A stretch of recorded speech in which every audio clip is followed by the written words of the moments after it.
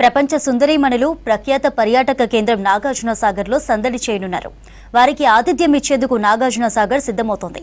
సాగర్ పర్యటనలో భాగంగా బుద్ధవనంతో పాటు డ్యాం అందాలను సందర్శించనున్నారు మిస్ వరల్డ్ పోటీదారులు. ఇందుకోసం జిల్లా అధికారులు భారీగా ఏర్పాట్లు చేస్తున్నారు. వారికి విడిది ఇచ్చేందుకు విజయ్ విహారం సర్వాంగ సుందరంగా రెడీ చేస్తున్నారు.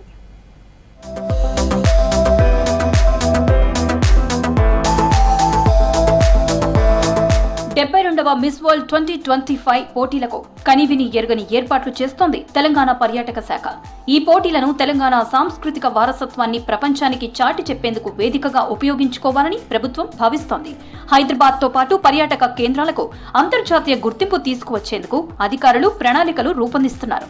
అందులో భాగంగానే మిస్ వరల్డ్ పోటీదారులు రాష్ట్రంలో ప్రముఖ పర్యాటక ప్రాంతాల్లో పర్యటించేలా ఏర్పాట్లు చేస్తున్నారు. బుద్ధ జయంతి సందర్భంగా మా నాగార్జున సాగర్ని టూరిజం ఏరియా కింద ఎంచుకోవడం జరగడం మాకు చాలా ఆనందకరంగా ఉంది, చాలా సంతోషంగా ఉంది. ఇది తెలంగాణ గవర్నమెంట్ లో మా రేవంత్ రెడ్డి గారి నాయకత్వంలో మొట్టమొదటిసారిగా ఈ పర్యాటకులు మొత్తము అభివృద్ధి చేయాలనే ఉద్దేశంతో నాగార్జున సాగర్ని ఎంచుకోవడం జరిగింది. మాకు చాలా ఆనందకరంగా ఉంది. నాగార్జున సాగర్ని పూర్తిగా టూరిజం ప్లేస్ గా తయారు చేయాలని ఆ రేవంత్ రెడ్డి గారిని మేము కోరుకుంటున్నాం. ప్రముఖ టూరిజం స్పాట్ నాగార్జున సాగర్ లో మిస్ వరల్డ్ అమ్మాయిల రాకకు అన్ని సిద్ధం చేస్తున్నారు అధికారులు. బుద్ధవనంతో పాటు నాగార్జున సాగర్ డ్యామ్ ని యువతులు సందర్శించనున్నారు.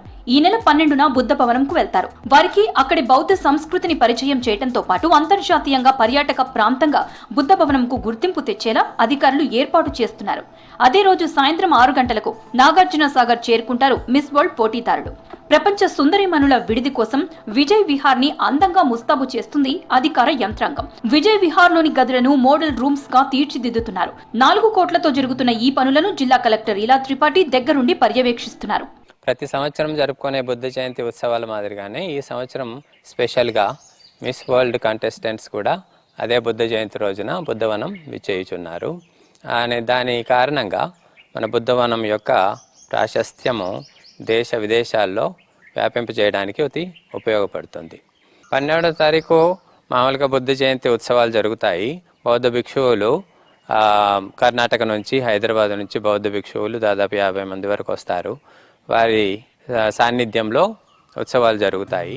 మిస్ వరల్డ్ పోటీదారుల రాకతో నాగార్జున సాగర్ కు ప్రత్యేక గుర్తింపు వస్తుందని సంతోషం వ్యక్తం చేస్తున్నారు స్థానికులు.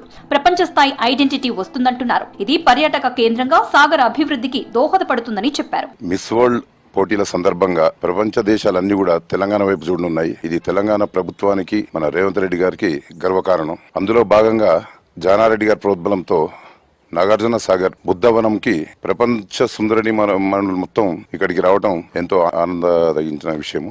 దీని వలన ప్రపంచ దేశాలు మొత్తం నాగార్జున సాగర్ వైపు కూడా చూస్తాయి. ఇది వరల్డ్ టూరిజం లో భాగంగా నాగార్జున సాగర్ అభివృద్ధికి ఎంతో తోడ్పడుతుందని చెప్పేసి మేము భావిస్తున్నామండి. నాగార్జున సాగర్ తరఫున టూరిజం డెవలప్మెంట్ కార్పొరేషన్లలో ఈ యొక్క విజయ విహార్ నాగార్జున సాగర్ ఎందు ఒక 4 స్టార్ హోటల్ గలదు.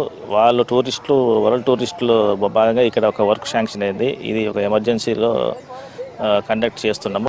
దీన్ని ఎంతో ఒక 30-40 రోజుల నుంచి డే అండ్ నైట్ వర్క్ చేసుకుంటూ మ్యాక్సిమం 90% వరకు మేము ఇప్పుడు వర్క్ అయితే కంప్లీట్ చేసినాము.